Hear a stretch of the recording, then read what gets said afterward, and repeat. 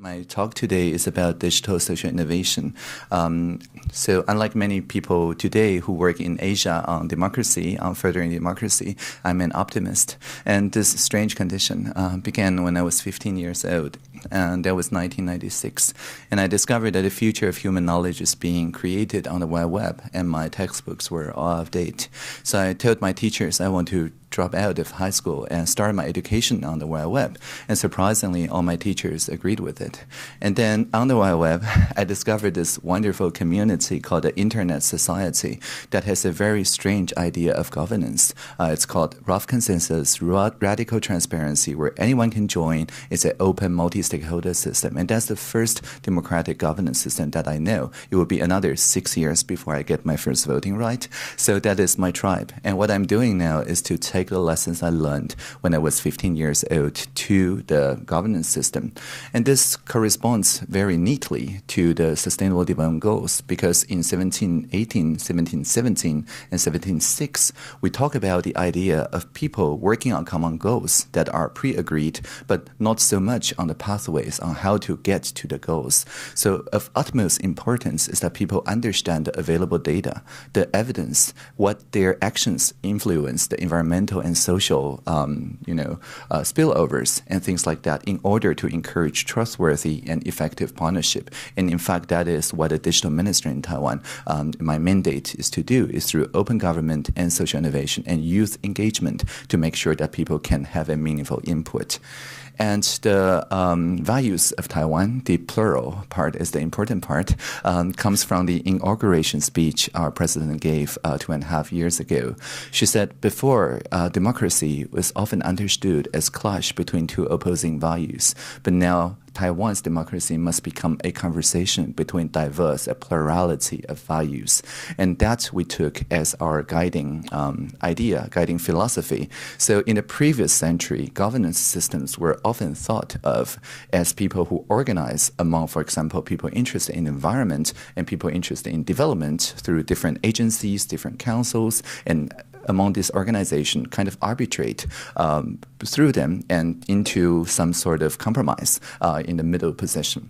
But that governance structure, that system is kind of bankrupt after the advent of social media and of a hyper-connected world, because people don't need the government to organize themselves anymore. With the right hashtag, tens of thousands of people, hundreds of thousands of people just organize out of nowhere.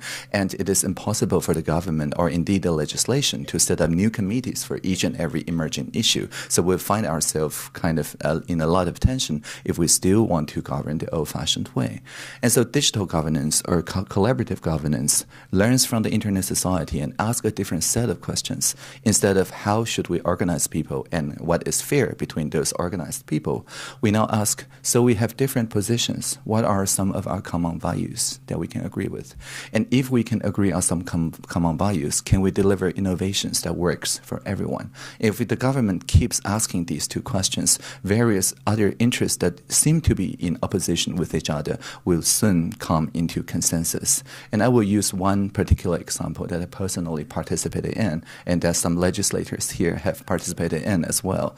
So 4 years ago in Taiwan, there was a demonstration. It's a demonstration in the sense of a demo of showing how to do something, not in violent protest. It was around the MPs at the time refusing to deliberate substantially across Strait Service and Trade Act, or the CSSTA. And since the MPs were kind of on strike, the people just went and occupied the parliament and did MPs work for them. That's the legitimacy theory.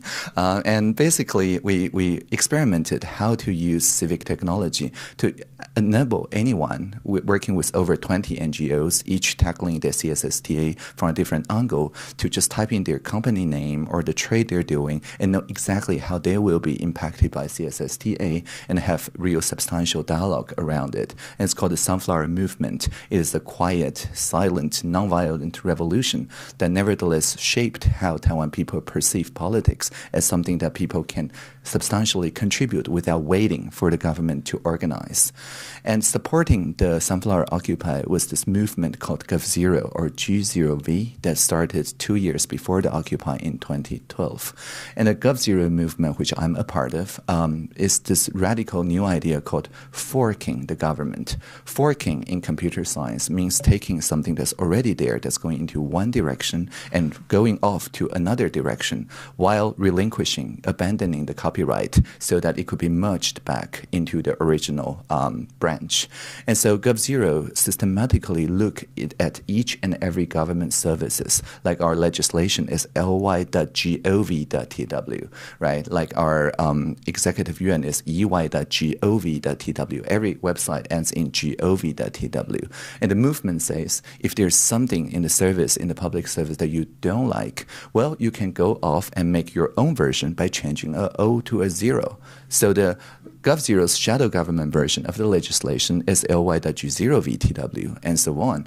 And so basically, you don't have to Google for our work. You just go to any government website, change your O to a 0, and get into the shadow government. It's all open source, open data, interactive, and so on. And this is the inaugural project of GovZero, budget G0VTW, because back then people found budget, the national administration's budget, 500 pages PDF, very difficult to understand. So the GovZero people using the same data built a visualization where you can zoom in to the keywords, to the topic areas you care about, and have a real conversation among people interested in the same areas. And because they abandoned the copyright, so this year we merged all this work into the national administration, so that for more than 1,300 ministerial projects, you can see the KPIs, the procurements, the research proposals, anything associated with those 13 different projects, and ask any questions and have a career public servant have a real dialogue on that particular budget item as a social object. So this demonstrates one of the ways that the civil society can just fork of a public sector service and have the public service merge back their contributions. And so the GovZero communities using this ethos supported the occupiers back then, and based on this idea of free software. And in Taiwan, when we say free software or 自由软体, we always mean free as in freedom, not as in beer, because we know that that freedom is never free. Our parents' generation, our grandparents' generation paid dearly for the freedom of association, of assembly, of speech, and we have to keep using the free software to keep it free, which is why we always only use the free and open software for this kind of endeavor. And so during the Occupy, the main way that we did the deliberation on the street and also recording it online is called a focused conversation method. It's invented in Canada about 12 years ago.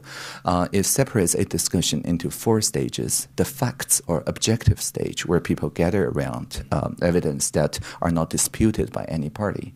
And very importantly, the feeling stage, where for a while we talk about nothing but each other's feelings and checking in on each other's feelings and make sure that the feelings are properly resonating within the people who attended the Occupy or the discussion before we move on to ideas. And the best ideas are the ideas that takes care of the most people's feelings. And so the decisions then is easy, just to take the ideas that are, self-coherent and check with the stakeholders, and then we can make it into law. And this is called crowd law. There's hundreds of events that we did, the crowd law campaign and things like that, and you can just Google for crowd law and find a catalog of the hundreds of attempts that we did in conjunction with communities around the world. And because of time, I don't have time to show all the 4 steps. I would just show the feelings part. So for example, back in 2015, we used AI-powered conversation called Polis. It's an open software to talk about this idea of UberX, or people without a professional driver's license carrying passengers and charging them for it. Just on this neutral description, we spent 3 months with all the stakeholders to make sure it doesn't offend anyone and everybody is welcome to join. And so we send this link to everybody on their mobile phone, and just in one glance, they can see what their friends and families, their Twitter friends, their Facebook friends stand on this issue of UberX. And so to express their feelings, basically they look at their friends and families and other people's citizens' feelings. Like, I feel that passenger liability insurance should be mandatory for riders over X private vehicles. And they can agree or disagree, to resonate or not on this statement. And as they press agree or disagree, their avatar, the blue circle, moves in the crowd to identify the tribe or the cluster that they identify with. We don't look at the numbers here. We're just measuring the diversity of possible feelings and reactions. And the magical thing is that because we don't jump to solutions, we just check in with each other's feelings. And there is no reply button. So there is no room for trolls to perform. Right? It is impossible to troll this system. All you can do is to propose more nuanced, more eclectic feelings for other people to resonate with. And so after 3 weeks, we always find the participation something like this. To the right are the divisive statements that people generally agree to disagree. But people spend far more time and far more energy on the left, which are the consensus statements that the ministries hold themselves to account. We agree to respond point by point to anything that resonates across the aisle, across the population. And so people compete still, but they compete for resonance. They compete for feelings that represent the most people's feelings. And then we meet with each stakeholders one by one in a live stream session, checking with them. Here are the common feelings of people. Do you agree? If you do, is there something that you can do to help furthering these feelings? If not, why? And so on this way, the interpretation or ideas become very feasible because it's based on common goals and common feelings. And so we set up the public digital innovation space as part of my mandate in 2016 to scale this conversation. We both scale out, as in teaching the municipalities internationally on how to run the system. We scale up by giving it more binding power through e-petition and so on, which I'll talk about, and deeply by having in our K-12 education and our higher education this kind of consensus making as capstone projects for people to focus on environmental and social issues as part of their basic and higher education. And so I'm a radically transparent digital minister. So all the meetings that I hold, that I chair, I publish a full transcript after editing for professionalism and taking out some in-jokes. And then we publish online 2 weeks to the day after each meeting. So you can see hundreds of meetings. And anyone can ask me questions, including journalists, but they don't get exclusive answers. The answers need to be shared with everybody. And also, this is Mr. David Plouffe speaking for Uber at the time. So lobbyists are subject to the same standards. And it's not just on the record, it's on 360 recording record. So anyone of you can just put on a VR and relive the conversation. And I think that this is very important so that the other stakeholders see Uber not as a nameless, faceless thing, but when we actually regulated Uber, you can now call Uber legally, and it can call taxis through the apps and so on. They're in a symbiotic relationship now, so people can have their feelings checked also by the stakeholders' feelings as captured by the radical transparency records. And so to make sure that all the career public service is in line with this kind of work to reduce their fear, uncertainty, and doubt, we introduced the idea of POs, or participation office.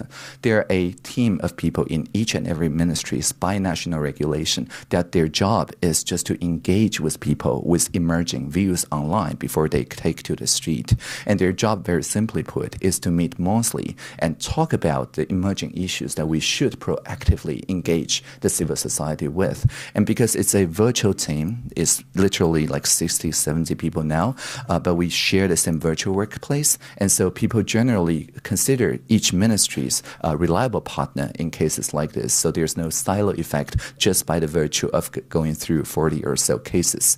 And so for each petition, for example, the one on the right is the petitioner last May who petitioned saying the tax filing system is explosively hostile to the users. And so it's purely negative energy. There is no useful information in his petition. And basically, we look at the people who commented, and 80% of which are just saying, we should, the Minister of Finance should resign or something like that.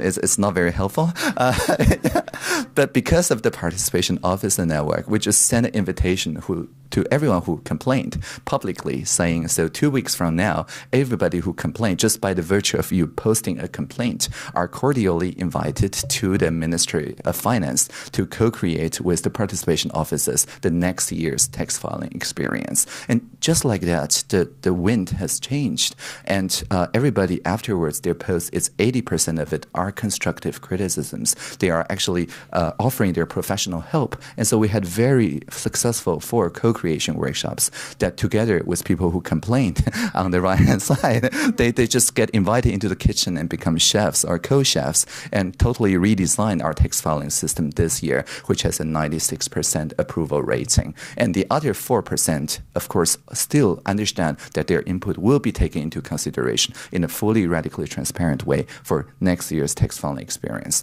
And so these are some of the ways that we're trying to get people who commit to different sides of the SDG into the center, which is innovation to the common values, to the good of everyone. And the place we hold collaboration workshops, I must show it to you, is my office in Taipei City. It's called the Social Innovation Lab within the Taipei Contemporary Culture Lab, or C-Lab. And this was collaboratively designed by hundreds of social innovators. That soccer field was drawn by people with Down syndrome. And it turns out they're brilliant artists. And so I'm here like every Wednesday from 10 a.m. to 10 p.m. Anyone can come to talk to me long as they agree to have the conversation published on the internet. So rough sleepers, social workers, people working on social impact, they can just come to me. And it's not just they come to me, I also come to them. So every other Tuesday or so, I tour around Taiwan, going to rural places, indigenous places, and so on, to the left. And then people can dial in through video conference. But anytime I go there to do this kind of investigative journalist or ethnographic research, the 12 ministries related to social innovation are standing by right there on the Social Innovation Lab to the right, so that anyone on the field asking, why is, ministry, whatever, introducing something that we don't feel here, they can give a real back and forth conversation through teleconference and video conference, and the other 11 ministries then learn that, so this is to be resolved in this way. And because of radical transparency, people just co-create a social innovation plan that basically says the SDGs are the common index. We're going to index all our work, that the basic and higher education need to index this as part of their capstone and universities' social responsibility programs. And our Ministry of Foreign Affairs joined for the first time to offer this as kind of international help. So because of time, I'll just use one last example. When I was touring around Taiwan, I found many people caring a lot about the air quality in Taiwan. So they set up all those very low-cost measurement devices on PM 2.5 and other air quality issues in their balcony, in their schools, in their homes. And the interesting thing is it's entirely grassroots. It's 2,000 or so of points by the time I learned about it, and it's one GovZero project. And they wish the Environmental Protection Agency can complement their work. In any other place in Asia, the government will feel threatened in legitimacy. But in Taiwan, we just joined the civil society by committing to set up the places where they don't have the measurement devices, by helping calibrating their devices, by producing more high-precision devices for them, and also developing algorithms to weed out the noise. But at the end, what we committed to is this civil IoT project at ci.taiwan.taiwan.gov.tw that aggregates all the water quality, air quality, earthquake prediction, disaster relief data, everything into the same super high computing center, and for the civil society's contributions to be snapshotted and stored on distributed ledgers, so they know that the government will not change the numbers the day before election.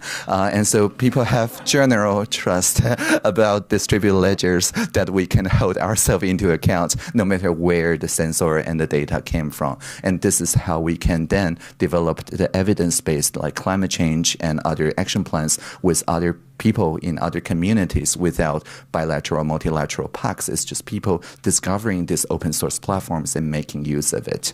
And so finally, I would like to read you my job description, because 2 years ago when I joined, I don't have a contract. I had a compact or a covenant with the government. And my working conditions are voluntary association. I don't give or take command. That is radical transparency. Anything I see, I can publish, but I don't see any state secrets, and location independence. Anywhere I am in my office. And so with these three covenants, they asked me to write a job description of what I'm going to do. And so I wrote them a poem about my job description, which is kind of my vision about digital social innovation. And it goes like this.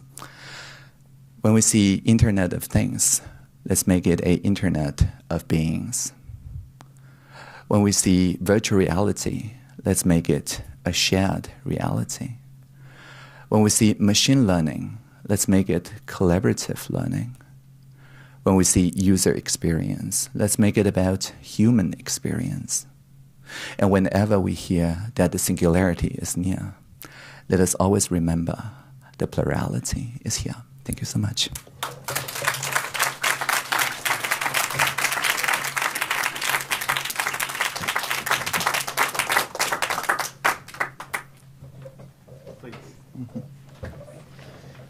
Minister? Audrey, thank you so much. That has to rank as the world's best job description. Blown away. Ladies and gentlemen, thank you all for joining us today. What a great treat and what a fun presentation. Remind you that we're on the record. The minister and I will talk for a while, and then we'll open it up to questions from the room as well as from the great beyond. Let me ask or remind you all who are brandishing phones to set them to stun so they don't actually ring while we're talking. Now, at the beginning of your presentation, Audrey, when you said, let me see if I can get this clicker thing to work, I felt great relief wash over me and thought, okay, I can relate to that feeling. Maybe this will be at a technological level that I can handle. And in fact, your presentation was very lucid, and I thank you for that. But I wonder if I can start, in keeping with your job description, with the being part of it, with the human part of it, and talk a little bit about who Audrey Tang is. And you've had such an extraordinary journey, one that's marked not just by innovation, but by tremendous personal courage. Yes. And you told us at lunch, as Tom mentioned, that you had left school, junior high school. Right. I know you went, however briefly, to California when you were only 19. Yeah. You, as you alluded to, were a very active participant in the Sunflower Movement. You made the huge step of coming out as a woman, and you've got a compact with the government, with the administration, that allows you to do these incredible things. Who are you? What drives you? What are some of the principles that make you, that have taken you in this fascinating and valuable direction? Well, more factoids. I live with 6 cats, and I'm really a cat lover. Part of the reason why I voted for Dr. Tsai when she ran for president. She's a fellow cat lover. Really, she's really progressive, even in her progressive party, in terms of marriage equality and also environmental protection, animal welfare and animal rights even, and things like indigenous rights and things like that. So personally, I think my journey is that of going through 2 puberties, going through a long period of living mostly with animals and also with the indigenous language community, trying to revitalize their identity in a very Han ethnic centric society and so on. I think the overarching theme is what we call intersectionality, which is a big word, I know, but the idea is that I have some vulnerable parts, parts that I suffered when I was being bullied when I was 8 years old and things like that. So I can relate to the part that are vulnerable in each of us who suffer social injustice. But on the other hand, I also have this empathy part, which allow me to relate more to people's lived-in experiences and organize these into words, into movements, into poetry. And so by combining the organizational part and the vulnerable part, this intersectionality allows me to be a channel upon which the people who are suffering from environmental or social injustices can amplify their messages through me and then reaching a a common understanding and with the career public service on what we can do together as a society. Well, thank you for that. So just to be clear, your 6 cats are all carbon-based mammals, right? Strays. None of them are digital. They're not crypto kittens on the Ethereum blockchain. I have some of that as well, Just checking. Okay. So what I'm hearing is that your own experience, your life experience and your experience as a transgender woman is germane to your focus on good governance, collaborative governance, open governance, the freedoms that you've been championing. Yeah, the word I use to describe is scalable listening, or listening at scale. Because with sufficient time, 2 people can always kind of merge their horizons to reach some level of understanding. But the existing technologies before the internet, radio and television makes it too easy for one person to speak to millions of people, but very difficult to listen to millions of people, let alone having millions of people to listen to one another.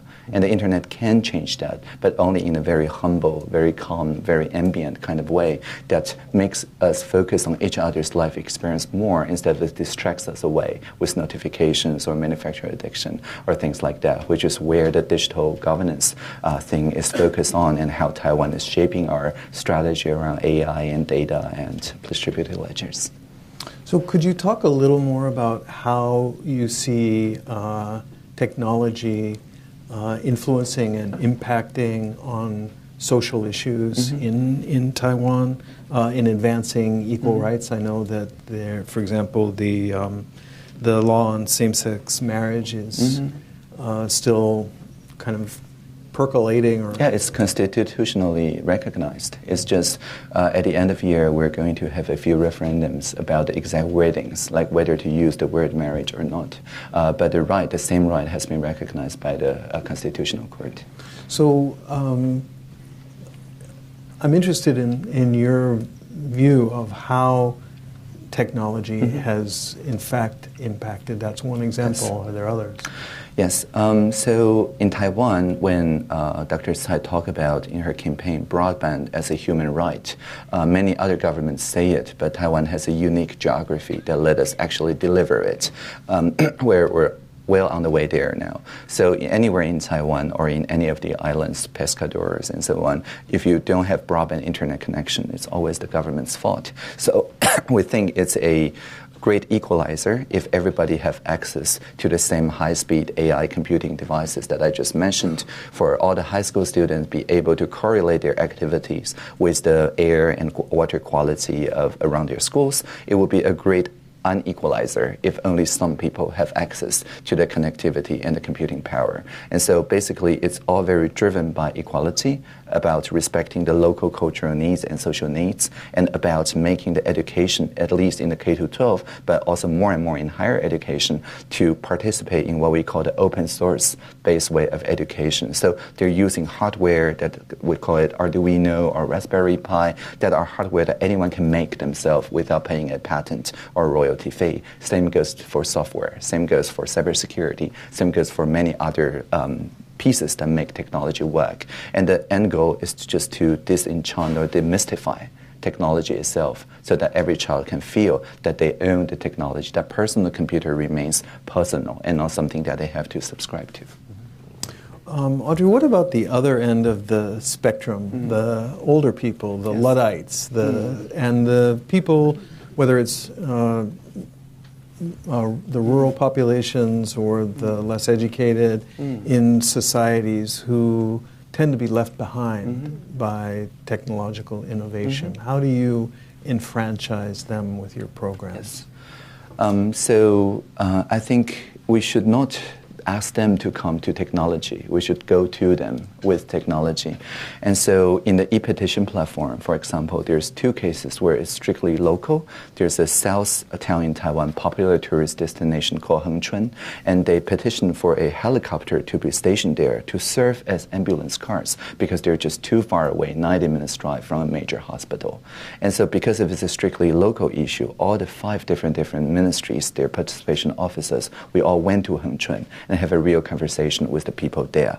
And the technique we use, very simply put, is that there is a room where stakeholders have a more expert conversation, and in the town hall, which is me, we watch the live stream of the conversation that's happening on the screen, but me serving as kind of an ESPN anchor, describing in lay language, in Taiwanese Holok, what does this play even mean to the local people. And the local people, all they have to do is to walk to the town hall or to join you through instant messaging or whatever. And some people do protest because where I am, there's SNG, there's reporters, but because it's not live streamed back to the deliberation room, it doesn't disrupt the actual discussion from happening. And whenever people make constructive criticisms or ideas or whatever, I bring it back through a kind of channeling device back to where the mind map is growing in the people there. So people perceive the people outside not as protesters or mobs or whatever, but actually active contributors to the mind map they're mapping. So at the end of it, we agreed the common value is that people should trust their local clinicians more. And so we allocate a lot of fund to build a new hospital where we can fly doctors in instead of flying patients out. Interesting. What are some of the points of resistance that you are encountering to elements of this set of programs, whether it's Join or V Taiwan or Open Government? Who's pushing back? Mostly it's the career public service who initially thought it is something extra to do, something that they don't have much credit. The ministry would take all the credit if things go well, and if things go wrong, they're always to blame, and so on. So when I went into the cabinet, the PDIS, my office, is deliberately one person from each ministry. I'm allowed to poach one person from each ministry. So theoretically, I can have 32 staff. Now I have 22. But anyway, it is a truly multi-stakeholder team. I don't give them command. So anything that PDIS does, it is to the benefit of all the 22 ministries involved. And because of that, people start to see, with radical transparency, career public service actually gets a lot of credit because previously they proposed some very good ideas, but the ministry just say no to each of them, so they never see the light of day. Because in Taiwan's Freedom of Information Act, I'm sure in other countries as well, before people reach a decision in the government, we're not compelled to publish the drafting stage, the back and forth within the ministry agencies. But because I said anything I can see, I can publish. So actually, the career public service gets a lot of credit for communicating with civil society with innovative ideas. Because it's so radically new, if things go wrong, it's always my fault. So people in the career public service learn that they can innovate and propose ideas that even have just 5% chance of succeeding, and having me absorbing most of the risk, or having the president herself through presidential hackathons and things, activities like that. We have cross-sectoral collaborations that basically the career public service writes the entries, give it to the civil society people who enters the competition, and they say, okay, we're just here to help the civil society. But actually they wrote the cases themselves. And so every year we select 5 cases, and there's no prize money, no reward in monetary terms, but rather the prize of winning the presidential hackathon is to be merged into the career public service, our annual budget, the very next year. Wow, fascinating. Well, you're sitting next to a lapsed career public servant, so I appreciate your forbearance here. And in my own career in government, I found on many issues, certainly issues dealing with national security and international relations, that it was important that the internal deliberative process remain confidential, that was key to not only protecting certain national security sets of information, but also creating an environment where there was the willingness to innovate, to experiment, to contradict, to challenge the conventional wisdom. How do you maintain, setting aside national security information, how do you maintain the willingness of the team to take a risk with an idea that may instantly be shown to be a bad idea, or try something that runs against the grain of what's current or popular? How do you protect that space for really open and honest internal discussion? Quite a few means. If I had go in with radical transparency in a live camera, I would get nowhere, right? So when I talk about publishing the transcript 2 weeks after each meeting, every participant is allowed to edit. And people who feel there is a power imbalance usually choose to appear as nicknames, so that if things go wrong, you don't know which public service member there is. If things go right, they can come to the journalist and say, hey, I propose that. So it's best of both worlds. And also, but still on the national security aspect, my radical transparency compact says I don't look at anything that is state secret, anything that is top secret or confidential. So we don't know. We don't know how that will interact with national security matters. So far, it's mostly about domestic matters. So I get that you're you're cordoning off the national security, sensitive information and so on. But there are other forms of cybercrime, of challenges to the security of systems, the integrity of an administrative process. Have you had problems? Have you had the experience of being I'm going to talk geek for a bit. like my first action as the digital minister is to recompile the Linux kernel used in the government systems.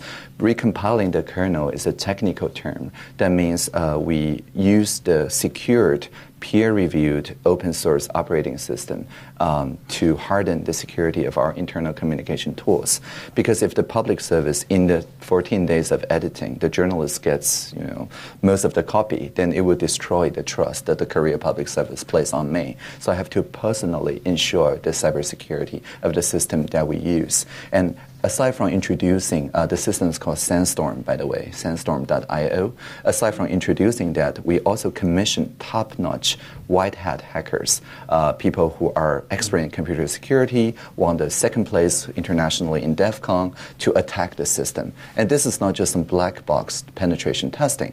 This whole system is open source, so they pour through each line, looking for vulnerabilities, looking for security holes, and it's only after half a year of this white box testing that we're reasonably sure that this is okay against all the cybersecurity threats and that it has a full audit and so on, so that people can innovate on top of this platform, which is why we use the same Google app-like collaborative spreadsheet, collaborative document editing, the Kanban board, chat room, you name it, within this secure enclave, so that Korea Public Service can just write a few pages of simple web programming to create a system for ordering lunchboxes together or something like that, giving them the freedom to innovate without worrying about cybersecurity.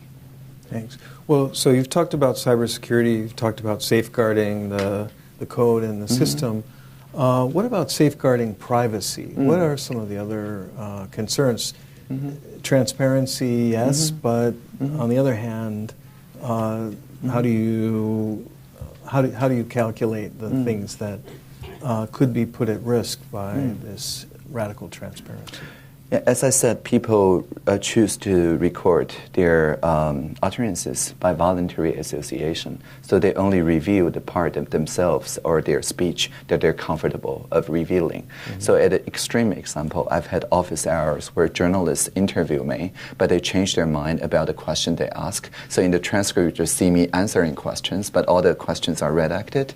And so in some extreme, it could be like that, which is funny. Usually it's the other way around with journalists and ministers. But in any case, we do allow people to basically edit away their speeches and utterances if they feel their privacy is at risk. And I think as a general point, if people have informed consent of what they put out there in the public domain, we see data or private data as not an asset to anybody involved, but rather as the beginning of a real relationship. The GDPR from the European Union talks something like that. If you put data in the government storage, the government begins a relationship with you that you can ask the government to disclose what kind of purpose it's using. Is it using out of purpose? What kind of update mechanism is there? Can I take it to somewhere else for storage and things like that? And Taiwan is totally in line with this kind of what we call data agency, algorithms and attitudes. Great. Let me switch gears if I can a little bit. Sure. You talked a bit in your remarks about your own experience in the sunflower movement. Yes. And I lived through that movement from the vantage point of Washington, D.C., since I was working at the National Security Council at the time. And the developments and the progress or lack of progress in the cross-strait relationship was then and will always be of real importance and real interest to policymakers in the United States particularly, but elsewhere as well. The Sunflower Movement was not merely a protest about the fact that the members of the LY weren't at their desks and doing what you wanted them to do. It was very much about the cross-strait trade and services agreement itself.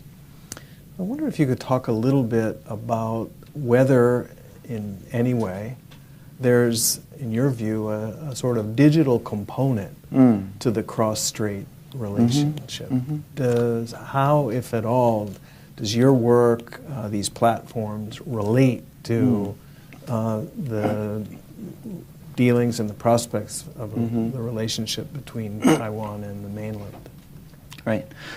So just for the record, sunflower movement is not my idea at all. I did not know that it would happen. I was just called there to supply the communication facility of this protest that night. I have no idea that they will climb over the wall and break into it, and that the communication facility, I thought I would just land for a couple hours, ended up to be 22 days. So I had no idea. But in any case, yes, I think there is a component of digital in this relationship. The example I showed, the Airbox or the G0V air visualization platform, many people in, for example, Shanghai or Beijing or Shenzhen or so on, really want to know what really is going on with the air quality there as well.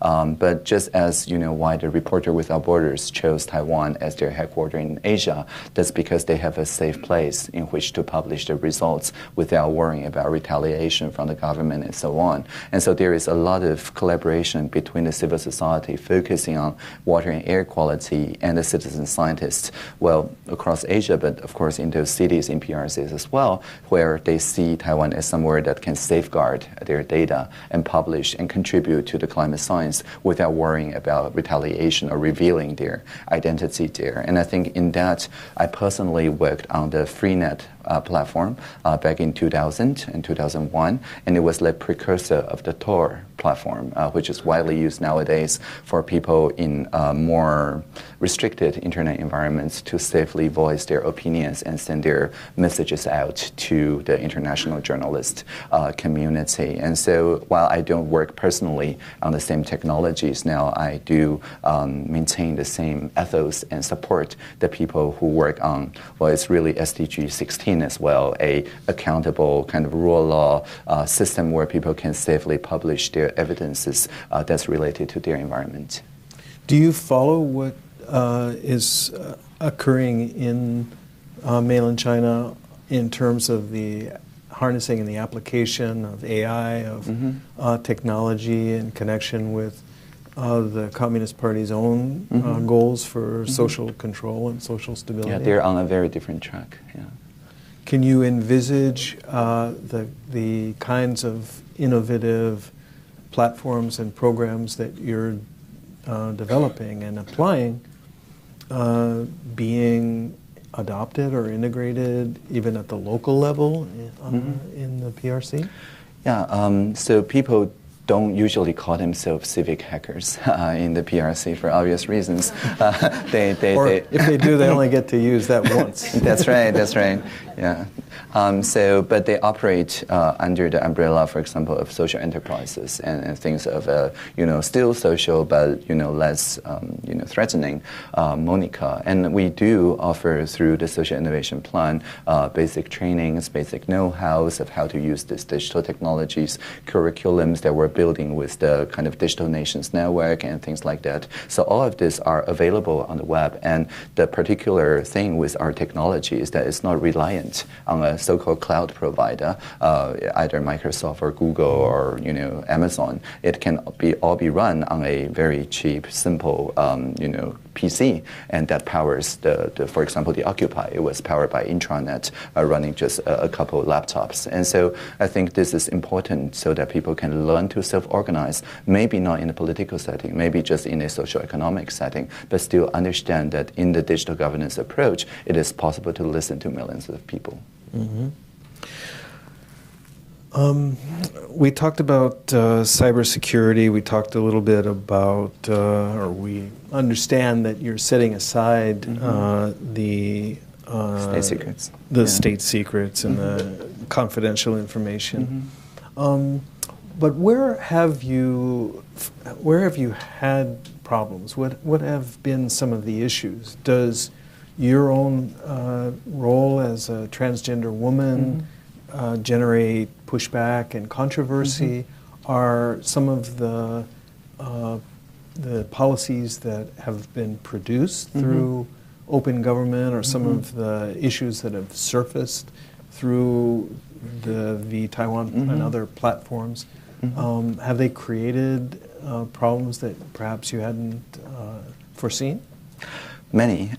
There was a e-petition, 8,000 people, that petitioned Taiwan to change our time zone from +8 to +9. The media loved the story, like throughout the mainstream media. So immediately, almost, there's a petition of 8,000 people strong that says Taiwan should remain in GMT +8. And so there's a lot of frenzy, of buzz around this. So my methodology, again, is kind of, when this kind of controversy happens, it's just focusing on the common values, as I said in the very beginning. So we did invite people who petitioned for both sides into co-creation workshops, where they both, after a morning of very loud conversation, and also each ministry explaining exactly how much changing 1 hour would cost in terms of energy, in terms of tourism, in terms of everything. They had no idea that public service is very professional in every single way. And then they agreed the common value is that they want Taiwan to be seen as more unique internationally. Like we have some unique value proposition, some unique thing going on. But then even the original petitioner agreed that changing the time zone is perhaps not the best way to further this goal, because maybe the media will report it for the day. And then, I mean, there are countries with multiple time zones. There are countries with multiple currency systems. It's not a strong enough identity. And so people just say, if we're going to pay a large one-time cost and a not so large but still sizable ongoing cost to implement this, why don't we use the same budget to make Taiwan unique in a way that's cultural, in a way that's open governance, digital governance? Maybe we can export this system like Estonia does and things like that. And so it became the consensus of all the 16,000 people participating in the petition. So although there was controversy, but these were also people who can advocate for the rough consensus that we reached at the end. I see. Thanks. So I was guessing that maybe the debate was going to land on GMT +8.5. But that's not where it went. No, it's not a compromise. Yeah. Well, speaking of time, we're about at the point where we should open up the floor to questions and take some from Twitter. Before I do, I'll abuse my moderator privilege by touching on one subject that I haven't heard from you about, which is the participation, the role, and the issues with private industry, the private sector. Yes. How do companies in Taiwan or abroad play in this open government innovative strategy? Yeah, so as the digital minister, I'm semi-diplomat to those sovereign multinational entities such as Microsoft, Facebook, Google, Apple, and friends. And it's very interesting because they're also struggling with their own legitimacy theory. They just like the internet itself certainly doesn't have a navy or army, but they found themselves being arbiter and organizer of people's movements, just as we in the public sectors do. And so I think in many concrete cases, like in Taiwan, we see the use of AI, of bots to spread disinformation. We're in the front line of it. We see using bots to, for example, con people into buying counterfeit goods, which they pay upon delivery and found that it's broken and there's nothing to return to. But I'm still an optimist in doing those semi-diplomatic missions because early 2000, I went through the spam war, which is not a real war in a real battlefield, but it is a very complicated issue back then because people thought email was being destroyed by people who abuse the fact that you can send an email for $0. And so finally the solution during the spam wars was not from we, the technologists who implement strong cryptographic measures, nor from large email hosters like Gmail, nor from governments which passed the laws on unsolicited emails, nor from the consumer protection authorities, nor from the educators. It's everybody doing a little bit of it in a coordinated action that increased the cost of spam a little bit along the way. And so it reached a point where it doesn't, earn anyone anything to send spams. And then we don't see much spams anymore after that. And so this kind of multi-stakeholder open negotiation, it does take time. It took like 5 years back in the spam war. But we think that it is always better than one single actor dominating the field by basically passing draconian laws that makes everybody else go into the black market or anything like that, but rather in a serious, ongoing discussion of internet governance. Great. Well, that's terrific. Thank you very much, Audrey. Okay, the floor is open. If you'd like to ask a question, I'll ask you. Please briefly identify yourself. Please make sure that it's actually a question. And please keep it brief. So the gentleman in the back, please.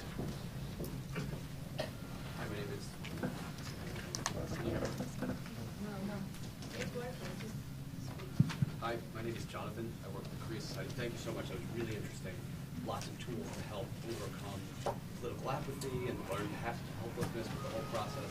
I wonder if you've experimented with taking it a step further, even gamifying certain types of civic engagements and that kind of way to make it even more exciting and enticing to bring people who are still not really excited to this. Yes. I'm sorry, just to repeat the question to get it on the record. This is Jonathan from the Korea Society asking you about whether you can gamify some of these initiatives. Yes. So there's this project called Holopolis. So the reflection stage technology is called Polis. And Holopolis basically use virtual reality, immersive reality technology to get people in the kind of IMAX theater state of mind and put people into each other's shoes by first starting on the International Space Station, looking at the Earth. It's called the observer effect. We know as a fact that it makes people better people, just looking at the Earth as a single object and then zooming into the environmental system and viewing, for example, a construction project from the viewpoint of an endangered animal. Or, for example, I had this conversation with young school children by shrinking my avatar into the size the same as those first graders or second graders. So in virtual reality, it's much easier to make empathy, convey empathy in a way that is not just a game, but it's still fun, of course, but really it is a immersive engagement tool that put people really in the place and give voice to like a river or a history or indigenous nation that perhaps have no voice to speak on their own, but could be done with the Holopolis project, with the virtual and immersive reality. 3 people from my team is going very soon to Spain, to Madrid, to prototype the next step of this gamified system in Media Lab Prado. So if you're interested, feel free to join the Holopolis project. Great. Do you have a cat avatar that you can use at home? Yes, I actually do. Well, fantastic. Okay. Yes, the gentleman in the very back, please. Earl Carr, representing Momentum Advisors, and also an adjunct professor at NYU. Thank you, Minister Tang. I really enjoyed your presentation.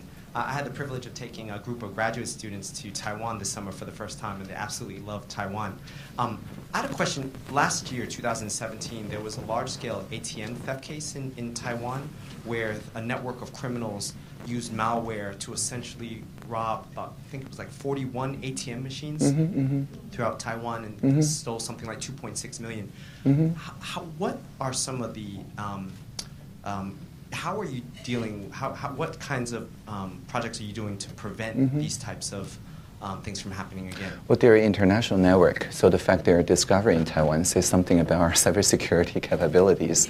I mean, they've been operating everywhere. There is the Cybersecurity Act, which is the cornerstone of this, and we thank the legislator for a very difficult conversation and finally passing the Cybersecurity Act. And it lists as critical infrastructure the essential services like banks that keeps the society functioning, and it basically says the cybersecurity industry, the cybersecurity community in Taiwan, people who are white hat hackers should have every incentive to remain white hat hackers and contribute to society, and occasionally, gets a meeting with the president, for example, and gets cherished as useful and productive members of the society instead of going into the criminal route. And so the pride, the self-esteem of the cybersecurity community in Taiwan is now at the highest point in history, and we make sure that there's sufficient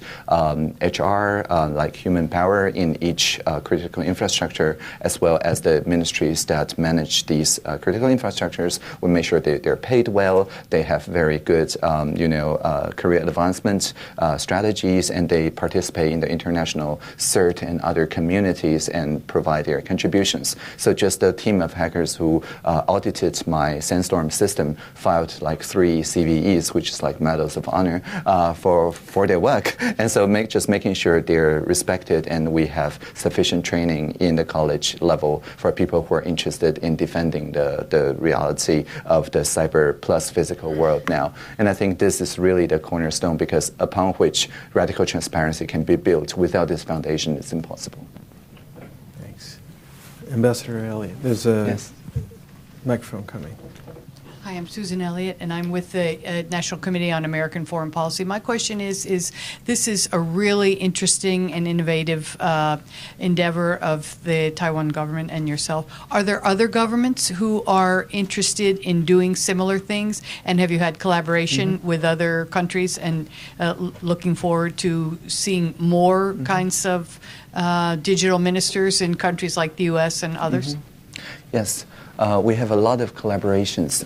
The year before I became digital minister, of the 12 months, I spent 5 of which in Europe. I work very closely with, for example, the ETA lab, the state lab of the French government, who actually trained the activists using this methodology, and then they went off and did Nuit debout.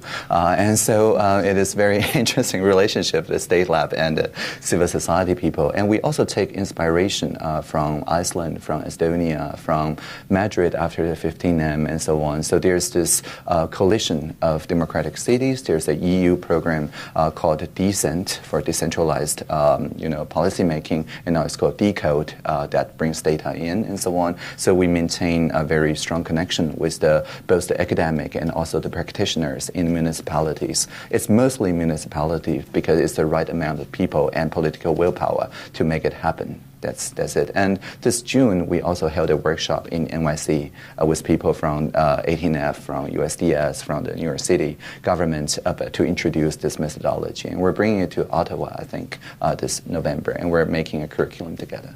Yeah. Thank you. Let me take a question from Twitter. This is from Denali Pak in from Alaska. Can established entrenched power truly concede to emergent changes? Won't established budgets, careers, fiefdoms reinforce, resist, and deny self-organized solutions? Yeah, internet itself was like that. There was a lot of established interest. I'm sure that here there's AT&T and friends who I think oppose the very idea of installing a plug-in to your phone system. And so had that not been allowed, this whole idea of modem would not be possible. And without a modem, there is no internet. So there are some preconditions upon which that the established system need to see that this emergent system is complemented supplementing but not reinforcing their hierarchical power.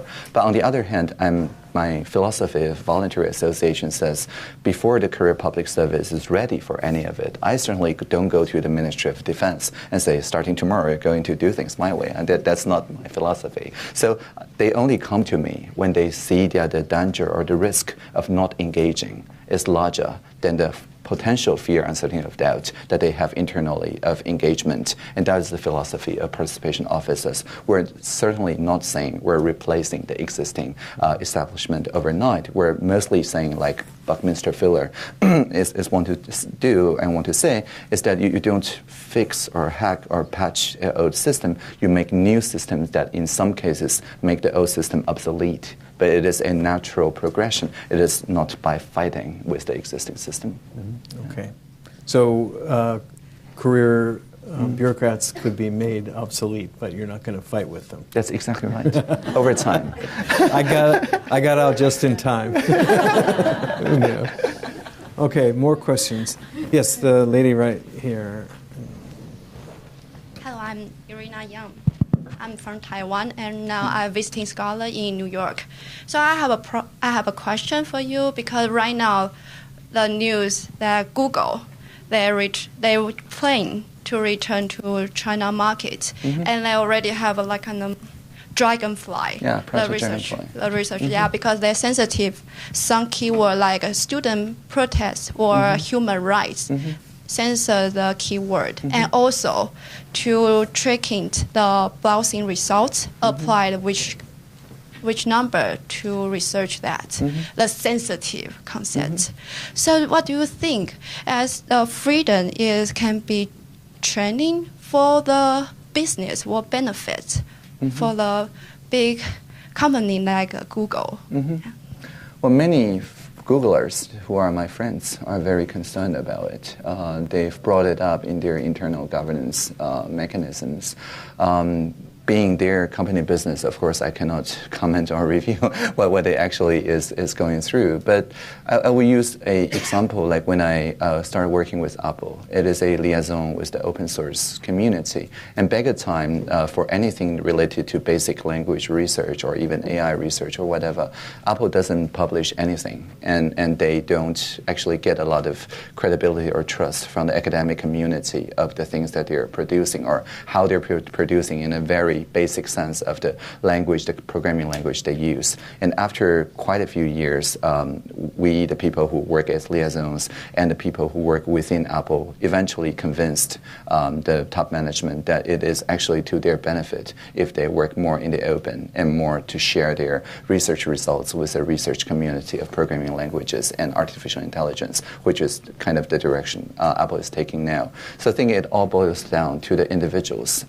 So just to come back a little bit about, I'm not saying, the career public servants, the people are made obsolete. I'm just saying the hierarchical power structure is being supplemented and a little bit, rendered obsolete. But people are still people, and people can act in their conscience, in the kind of values they want to uphold, and they collectively define the company or the brand that they work with. I think one of the great mismatch of our time is that we use the words that we use on people, like we say attract investment on nouns that are not people, our institutions, our collective fictions, our brand, and we treat people as if they're functional entities like human resource and things like that. So if people within a institution can think of themselves more as individual actors and organize and make their thoughts known, as many friends of mine in Google is now doing, I think there is every hope that the governance system still within that institution will deliberate and will change its course for the better of the common will of the people working there. Let me follow up on a good question about Google in China with a slightly philosophical question, which is that for a generation there's been a conviction in the West that freedom is an essential condition for real innovation. The scientific method is founded on the sanctity of facts, the sharing of data, the integrity of the data, etc. And that led to a widespread assumption that, for example, in China, in mainland China, that only with political openness and reform could innovation, science, development, and even business genuinely flourish. That premise has been called into question and is debated now with a lot of evidence suggesting that even while the political system is becoming more controlled, innovation, development, research is flourishing within that political stricture. Where do you stand on that sort of debate, and what is your experience telling you is likely to be the future? So first, I think innovation means very different things to many different people. I mean, the common dictionary definition is just it has to be new, it has to be replicable, and that's it, right? So what counts as innovation, I think, is very different. As I mentioned, very different tracks. In Taiwan, when we talk about innovation, we always say that it must to be for the social good, for the common good of everyone. If you make innovation in one particular domain to the sacrifice of other domains, like focus on one sustainable goal to the detriment of the other goals, we don't call it innovation, we call it a mistake. No, seriously, this is just common political language in Taiwan. On the other hand, in many other jurisdictions, in many other systems, people may just call it linear progress, innovation, and ignoring the massive externalities that it can cause to the society and the environment. So what qualifies as innovation is different in the different academic and political communities. I still think that open innovation, the ethos that the Internet itself embodies, is not entirely gone in PRC. For example, the Great Firewall, they still allow people to collaborate on GitHub, which is the most important open source collaboration ground recently acquired by Microsoft. So basically what it says is that if it cuts the connection to one of the greatest nexus of open innovation, it is to the detriment of whatever innovation means there as well. The innovators there still have a strong enough societal mandate so that they cannot actually shut GitHub off. And I think so it's not as, polarized or dystopian at this point, but of course we'll pay close attention. Thank you. Thank you very much for that. Yes, the lady with the black dress, yes. Hi, my name is Leah von Matius. I'm at Columbia University and representing the student-led think tank called European Horizons. We just opened a chapter in Taipei University, by the way. So what I'm really interested in is that obviously there's a certain, the models that you're proposing, which are incredibly interesting, are sort of proposing a new form of democracy, or a new form of participation, a more open form of participation. But it is also known that there exists a certain digital gap, right, with everything between the offline and online world, and particularly between more developed and less developed countries, although I hate to use that dichotomy. There is, of course, a danger that while the countries that can afford the infrastructure and the knowledge and the education of society to participate in this kind of digital and more open kind of democracy, where does it leave the countries that cannot afford, because there is an upfront investment necessary, where does it leave the countries that cannot afford this? And are there, because of when you mentioned the collaborative partnerships, you were mentioning France and Canada, which are very developed countries, where does it leave the countries that are not there yet? And how can partnerships be established to improve that? It is a great question. So last November, I believe, I spoke about this very topic in the United Nations Internet Governance Forum in UN Geneva. Because of certain passport issues, I had to send my robotic avatar into the Internet Governance Forum. So for the rule of proceeding, they're just watching a video, except it's recorded 2 seconds ago, and that has a camera with it.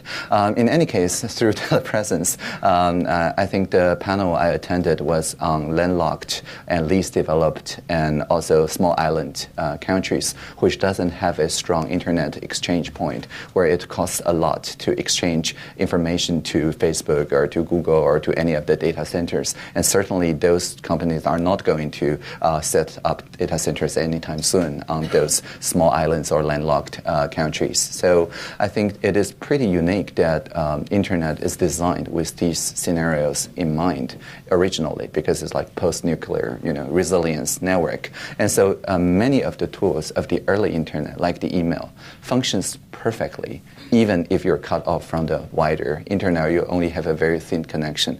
That was indeed the case during the Occupy. During the Occupy, the entire 3G and HSDPA channel were so saturated that we have to rely on intranet technologies with very limited exchange capacity to the outside to run most of the communication network and collective decision in the occupied area around the legislative yuan.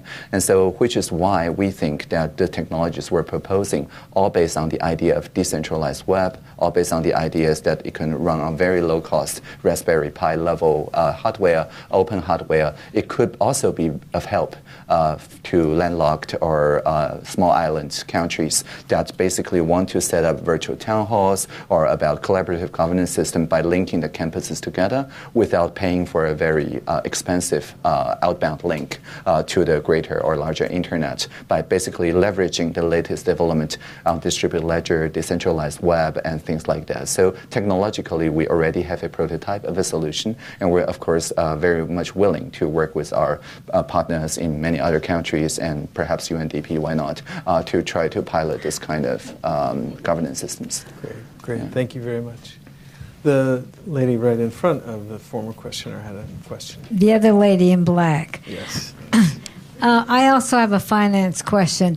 When either individuals or groups or countries come to you for a solution and you come up with a solution, I'm concerned or wonder who pays for those air quality controls or the helicopters or all the solutions you come up with. Mm-hmm. Yeah, the air quality sensors, they are done by private sector companies with a social mission. I was just visiting Edinburgh, so they call social enterprises there. But here, I mean, they could be B Corps or whatever. They're basically for-profit entities with a clear social mission to make something happen to solve a sustainable development goal challenge. And I'm also the minister with the mandate to work with social innovators, entrepreneurs, and anyone who want to make a business out of solving an environmental or social need. And we SDG index their work and put it on a dashboard that I don't have time to show. So basically, we play matchmakers to people with environmental or social needs and build sustainable business models for the companies who are interested in solving these needs to thrive and also export it. For example, the Taiwan Water Corporation recently, through the presidential hackathon, established a relationship with AI researchers to detect the water leakages early so that they don't have to, wait a year and a half before repairing a new leakage point. They shrunk the time by tenfold. Because we SDG index this work, because we build a sustainable business model out of it. So the team is now in New Zealand because they did not have a water shortage problem because of climate change they now do. And so the team was just there. And it shows enormous trust to just share data about water pressure, about water quality this way. And so, of course, the taxpayers in New Zealand probably pay for the initial cost of producing these data, but it is entirely voluntary association because there is a business to be made there as well. Great. Thank you very much. Yes, there's a lady with a scarf right there. Hi, my name is Charlie Su, and I'm from Taiwan and work and live here for a little bit. I think this is an interesting, platform, very transparent.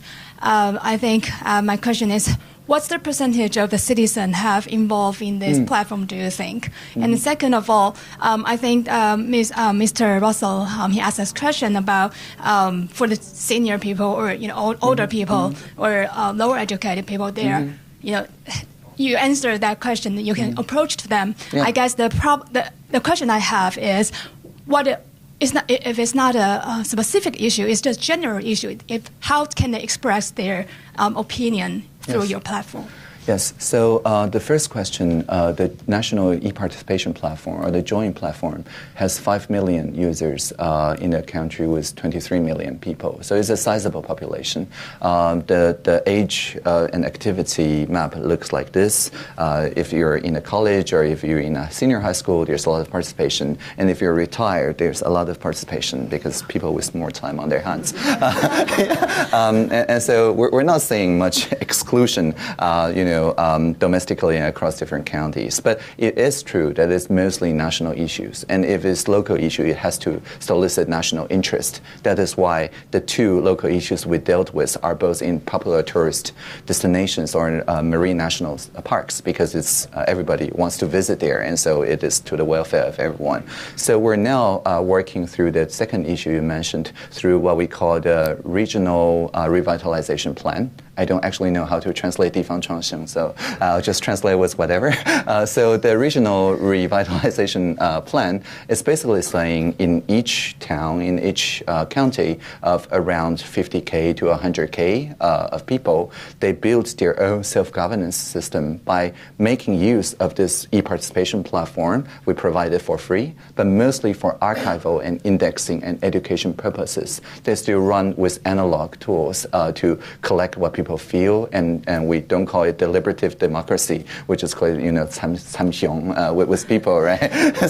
so just sitting down and having a chat. And so basically this idea of regional innovation is our next step of scaling out. It is taking the same tools, same basically culture, the same ideas, same archival, and same level of automation, by empowering the young people in those different townships and counties to be able to collectively determine the identity of their neighborhood and build an ecosystem out of it so that they will wish to remain and identify with that particular place. And so it is an instrumental part of the regional revitalization tool, but the regional revitalization plan comprises of many other ministries as well. Thank you, Audrey. We're coming perilously close to the end of our allotted time, and so I think I'm going to let the internet have the last word. Okay. We get a question from online. You're a champion and a trailblazer in harnessing digital technology and innovation for the benefit of society. Can you comment a bit on the dangers from the use of social media and other digital technologies for political disruption, for political efforts that undermine democracy, as we have seen in the case of the 2016 election here in the United States? Yeah, so disinformation campaigns, computational propaganda, precision persuasion, these are a reality of our times. Taiwan's concerted effort to work with disinformation is somewhat unique, certainly in Asia, in the sense that we don't sacrifice anyone's freedom of speech in our responses. Instead, what we built was a rapid response system from each ministry and every agency. Nowadays, when our system detects that there is a disinformation campaign starting, within hours, like 3 hours or 4 hours, there is a clarification or a point-to-point response from the responsible ministries on the homepage of the administration. And then we partner with civil society friends who are not paid by the government for sure, and they can also correct the government's mistakes. And they set up independent fact-checking organizations that are not just publishing written reports, but actually have bots, for example, that you can add as a friend on the WhatsApp-like setting. And if you see something that you wonder whether it's disinformation or not, you can just send it to that bot, which does a crowdsourced, validated audit trail of fact-checking for you and let you know that whether this has been clarified or not. So at the end, what we're trying to do here is to, using the basic education system and lifelong education system, to have a sense of media literacy and critical thinking in people. Because back in the authoritarian days, it's very easy to people to accept one standard answer if it's printed in one font or spoken in some authoritarian voice. And this is what this information is piggybacking on. It is basically printing with that font, with that voice, just not with the same content, and trying to get into people's mind, kind of virus of mind, a mimetic backdoor, if you will. But now what we're doing now with this kind of real-time clarification and multi-stakeholder consultation, it's very public, is that if you sit down and listen with people with different ideas for a long enough time, it builds an immune system, inoculation in the human brain, so that one cannot be motivated by divisive PR campaigns in the future, because you have considered the different positions of the stakeholders. So this is the culture we're bringing to the table, and we're also bringing all the different automated reply, detection, and evaluation systems to the table, and we connect with the international fact-checking organizations and similar endeavors in an effort to make this information more like, a distraction rather than a serious problem undermining democracy. Great. Well, Audrey Tang, I can't speak for everybody. I will say I feel like my IQ has gone up by several points just listening to you today. But I can speak for everyone in saying thank you, and particularly telling you that I think we all found what you have shared with us today not only interesting and not only informative, but also inspirational. And I want to let you know that you have an open welcome at the Asia Society. We very much admire and appreciate both your personal courage, something that we all respect, but also the professional work that you're doing, which is clearly on the cutting edge of where societies need to go in order to build faith in public institutions and to refit them for the challenges of the digital age we're living in now. So please join me in thanking